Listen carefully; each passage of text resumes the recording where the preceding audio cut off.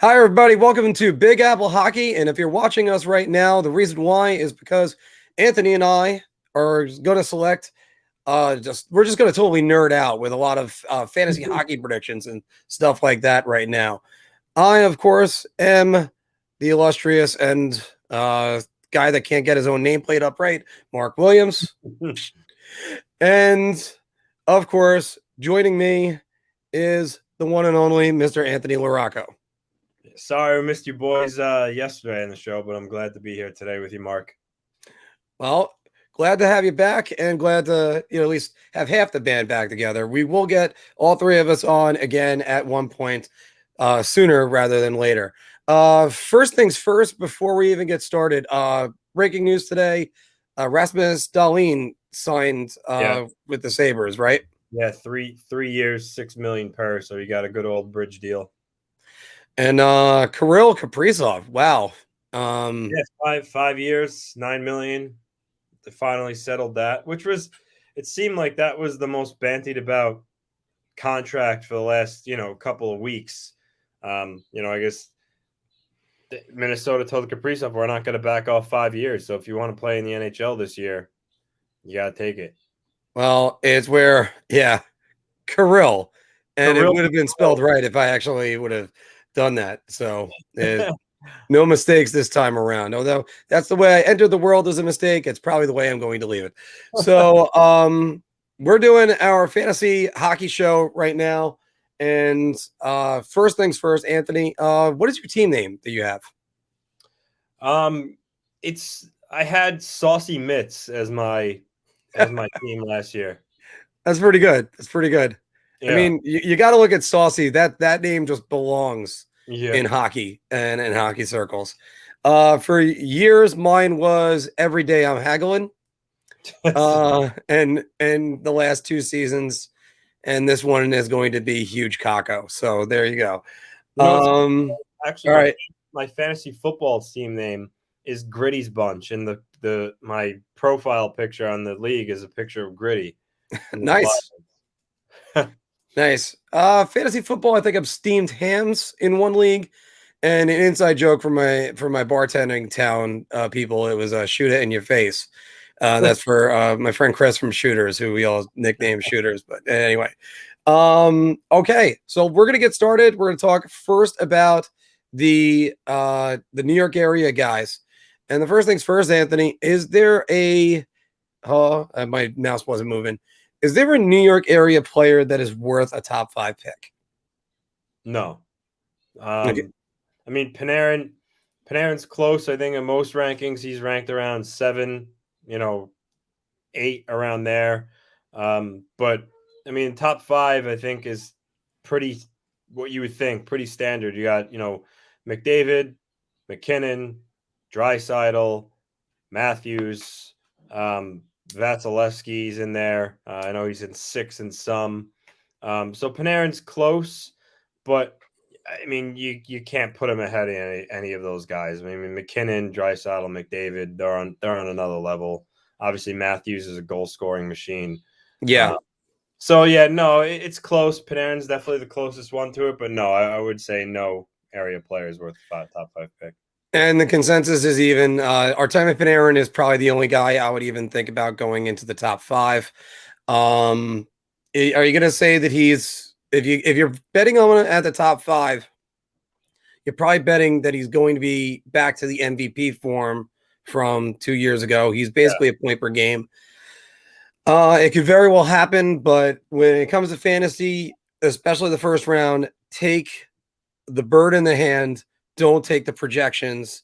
Don't just fall in love with a player because they're like, oh, wait, this guy's going to go for. No, take the guarantees, because when you whiff on your first round selection, you very much are going to be biting your lip the entire time. Yeah. We got a comment right there. Yeah. Well, Panarin maybe for the top 5, but not Fox. But we'll get into that. We'll have plenty of Adam Fox for you in a minute. Okay, so going over right away, the other major point producer in this area, Mika Zibanejad. Where do you draft him? Is he still a second round pick? Could he be a late first round pick? Probably not in a 12-team league. And where would you say it's too far to get him? Yeah, I wouldn't. I don't think he's a first round pick. Second, maybe a late second round pick. It's funny. Fantasy hockey is totally different than fantasy football. Fantasy football, you have you have the elite, 5 or 6 running backs who go pretty much all in a row. And then someone will take the top receiver and that sets off some dominoes.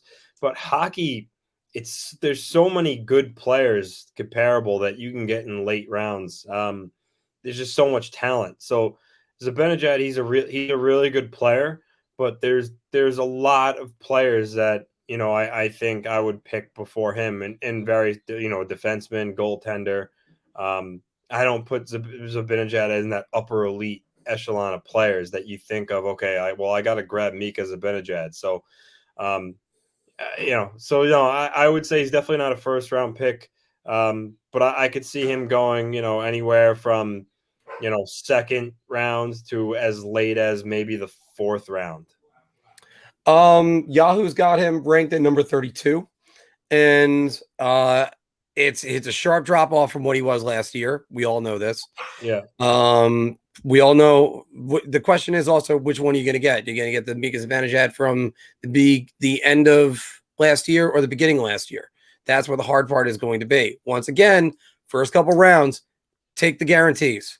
Take whatever you can for the guarantees. I'd put him in the 3rd round, early 3rd round. You could go late 2nd round if you're afraid that if you want him, you're targeting him, and he's not going to be there when you get back. See, because fantasy football is one of those things where we all know, grab the running backs, grab the wide receivers, quarterbacks are going to be late in the draft, and you're still going to get the same value. More on that comparison in a little bit, but that's just where you have to look at and go, I'm gonna reach for somebody. Centers, there's always going to be a productive center that's out there. But the question is Mika Zibanejad elite? We'll find out soon enough. I would take him if I was like the last pick of the 2nd round. I would consider in there. But if not, he's a 3rd rounder. So, all right. Out of the 2 now premier defensemen in. Oh, hold on. Let's just go to a comment that just got in. All right. Fantasy. All right. Well. Yeah. Yes. That's and fantasy hockey is like baseball. That's why a lot of people, it's not even diehard hockey fans maybe necessarily don't do fantasy hockey because you literally have to change your lineup every day. So it's a lot more time consuming. Whereas fantasy football, you pay attention to the waiver wire after Sunday and you adjust your lineup, but it's not as doesn't require as much time. No, and also because of the point system, you get it all in one day, possibly 3, and your team's going to be right there and there. All right. So the 2 premier defensemen now in this division, as Dougie Hamilton enters, which one would you draft first? Adam Fox. Not even a thought towards Dougie Hamilton. Yeah, pretty much Adam Fox. I mean, Dougie Hamilton is capable of putting up the points like him, but I'd be concerned on New Jersey, plus minus. The Rangers are going to be the better team. This is pretty easy. Adam Fox. Okay, good, because I'm right there with you. Adam Fox, 100%. That power play is especially the first unit is going to be outstanding. Who is the highest New York Islander you'd consider drafting, and where? Well, obviously this has to be Matt Barzal or probably Semyon Varlamov. As we all know, the Islanders are an elite team, but when it comes to fantasy hockey, being that Trotz plays a defensive-minded system, they don't individually put up the eye-popping points. So definitely Barzal, though. This is a guy that in his rookie year, scored 85 points. He has the talent level to score that or even more. It's just the system constraints him, and it's made him all better all around player. So with that said, skill alone, Barzal's a top 10 pick. But when it comes to fantasy hockey wise, I would say maybe I haven't really saw where the projections are letting him land. Me personally, I'd probably take him maybe in the depending on how the draft's going and what people take before me, maybe the fourth or fifth round. I don't You'd know. be exactly correct the way Yahoo's got it. Yahoo's got him at 62 in a 12-team league. That would put him into the 5th round. Yeah. So that's what I figured. And the other one is Varlamov because you can make the case. After Vasilevsky, Hellebuck, Varlamov's been one of the better goaltenders in National Hockey League statistically. He's put up phenomenal numbers. I know I've gotten frustrated with him a couple of times, sometimes letting the soft goal, but the fact is he gets the wins and he always has a really good save percentage in GAA. So if not Barzal, I would say he'd be the other one, depending on how they want to take a goalie. Oh, actually, and you know something? I hate to do this on air, but I actually forgot one question I wanted to throw in there. And yes, it has to do with Semyon Varlamov.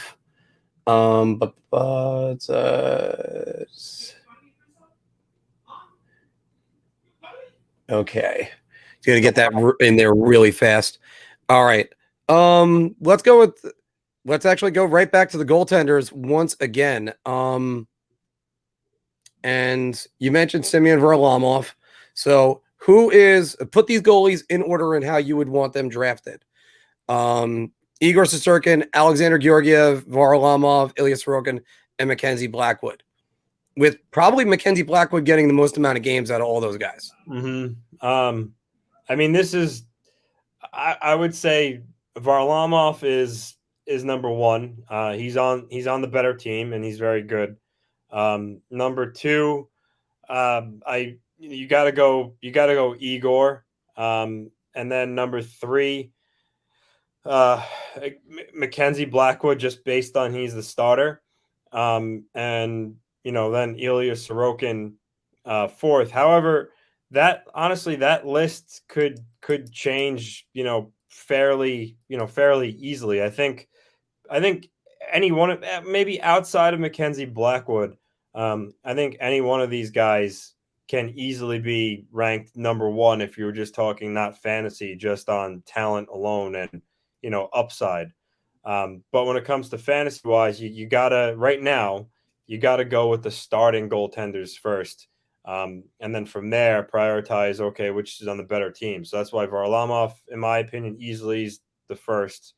Then Igor, based on he's a starter and the Rangers are supposed to be better than New Jersey. Think Igor is going to get more wins than Blackwood. And then obviously Mackenzie Blackwood, as I stated, because he's a starter, and then Sorokin. But you're gonna have to watch how things develop. If you're a guy that takes Varlamov, maybe in the later round, if you want to pick up a third goalie or you want to get Sorokin too, because I think this year it's going to be closer to a 1A, 1B, almost maybe an identical split in games with the potential of Sorokin taking the reins at some point.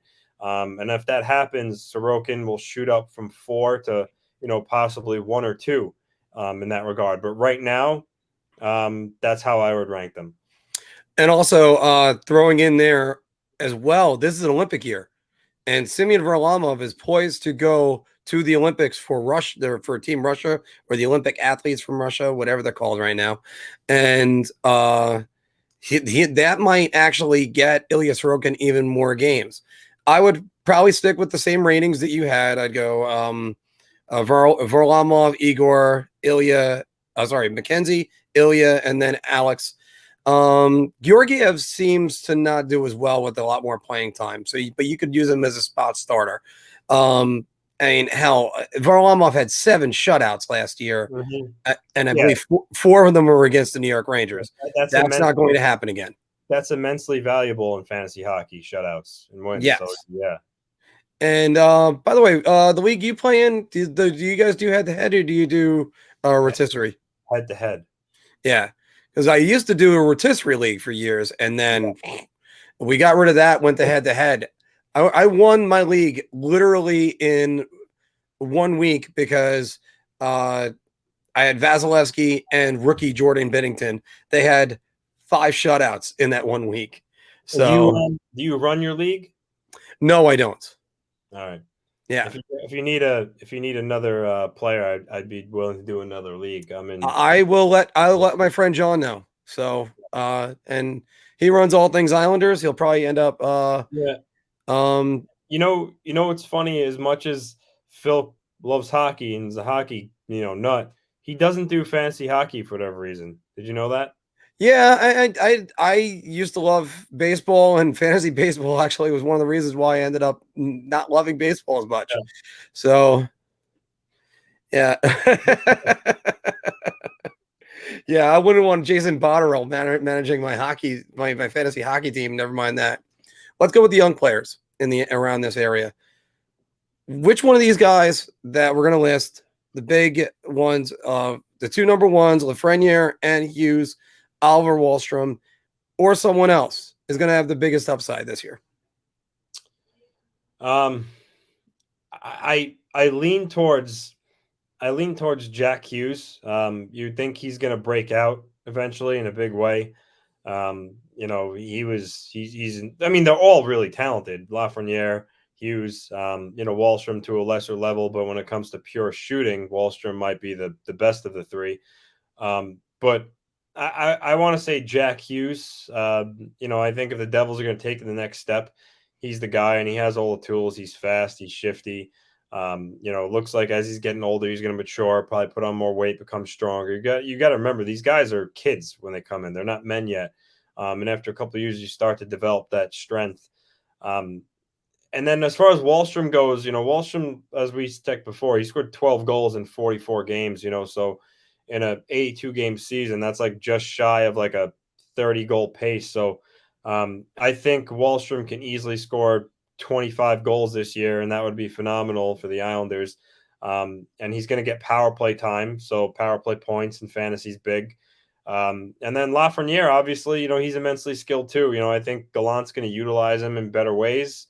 So he's going to have the opportunity to really blossom too. So this is really tough, but I'm going to stick with Jack Hughes just because I think he is the most talented of the three. I think the hard part is going to be if it is going to be Hughes, he's going to have to do it all. Like he's going to have to generate the play. I really want to say it's Jack Hughes. I am going to go with Lafreniere, and also because when you get him, he's around the ninth or the 10th round. If you get him too early, I don't think I'd go past the 8th round for him. That's if you're being a real homer. But around the 9th round is where you should maybe target Alexis Lafreniere. And the word coming out today that he is going to play some right wing. Yeah, so is going to be very interesting, because does that mean now Chris Kreider doesn't move down, and now he's that play driver that we were talking about the Pavel Buchnevich was, and he's going to get that right wing time. And I mean, that kid could play almost anywhere. Okay, so we look at our teams. We look at the late rounds. You're talking like 12 to 16. Who's the guy you would target a late round to be like, this guy's going to surprise you? For a late round? Yeah. I would say for the Rangers, I think like Kakko could be a late round pick. I think a lot of people are betting on him, breaking out offensively. Because if he has another just average to below average year offensively, the question is going to start to seep in whether or not, this guy is going to live up to his draft status, and if he's going to become an offensive player. Looked like he got bigger and stronger, so he could very well happen. So a late round pick, you want to take a player like that you're betting on. That would be my pick. For the Islanders, I mean, I gotta go with probably Oliver Wahlstrom. I think again, Wahlstrom has a elite level shot. He's going to get consistent power play time in that OV spot, and he might very end up playing with Barzal on the top line. And if that happens, I think he has the potential to score even more. The only question is for the Islanders, who plays at Barzal. It's either going to be Palmieri or Wallstrom, with the other one playing with Parise and Pajot. So if Wallstrom lands on the top line of Barzal, I think he's going to be immensely valuable to late round picks in fantasy hockey, just because he's playing with an elite playmaker, facilitator, and he's got the shot to finish when Barzal gets him the puck. So those would be the two guys for me. One thing that's difficult about doing this before the preseason starts is we don't know where some guys might end up on which lines. That could also change some things for next week, but we also want to get this out before the drafts start. We just mentioned, as you just mentioned, Wallstrom, he could be the real surprise. Don't be surprised if Zach Parise is a good sleeper in the late rounds. But also, I'm going to look at the players that we had over there. Any of the Ks on the New York Rangers, Kravtsov or Kaapo Kakko would be the ones I would look at. And I'll throw this name at you for the New Jersey Devils because he's going to be in my sleepers probably later on when we do the NHL, is Igor Sarangovich. Yeah. If he's playing with Jack Hughes, I think there's going to be some chemistry there. And I think that would be definitely somebody I would look to go get. I agree. Yep. So, Big Apple guy that you would be targeting. So when you say Big Apple guy, you just mean New York player, New York area, the guys that we're talking about. Okay.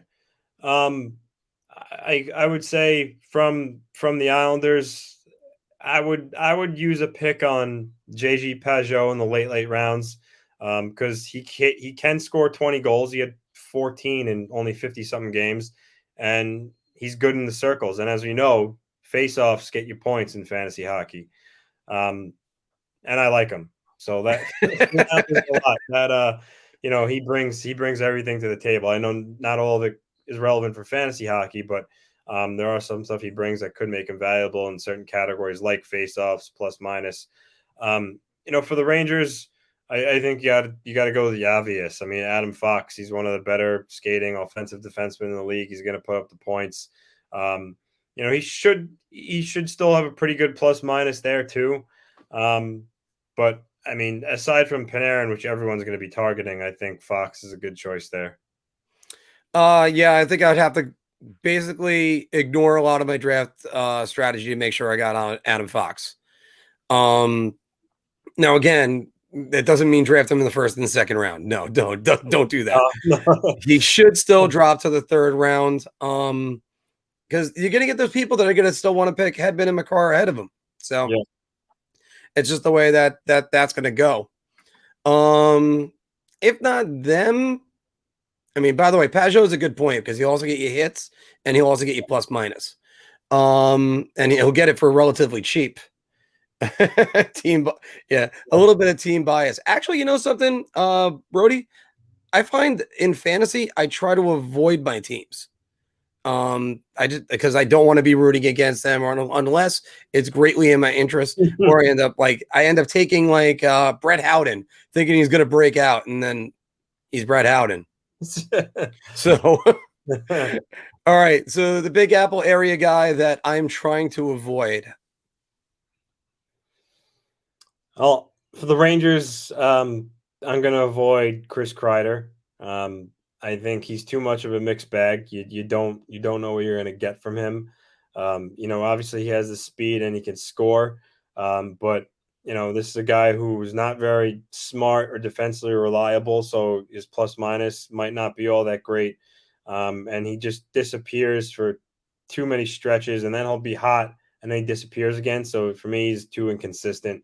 For the Islanders, I'm going to say, this is Josh Bailey. Okay. Yeah, I mean, don't get me wrong. He performs well in the playoffs and he's a solid player, but he doesn't do anything spectacular. He's like your prototypical good player, but not fantasy wise. He's not a center, so he won't get any points in the faceoffs. He doesn't throw hits. He doesn't score a lot of goals, maybe around 11 or so. He does get assists. He definitely gets his fair share of assists, but overall, he's not a guy that, I would go out of my way to take on my fantasy team. Late rounds is definitely where you make it in fantasy drafts. I was able to get Kirill Kaprizov in the 12th round last year. Yikes. That was like people not wanting to do any research. But Chris Kreider, if it was rotisserie, yeah, I would take Chris Kreider in a heartbeat.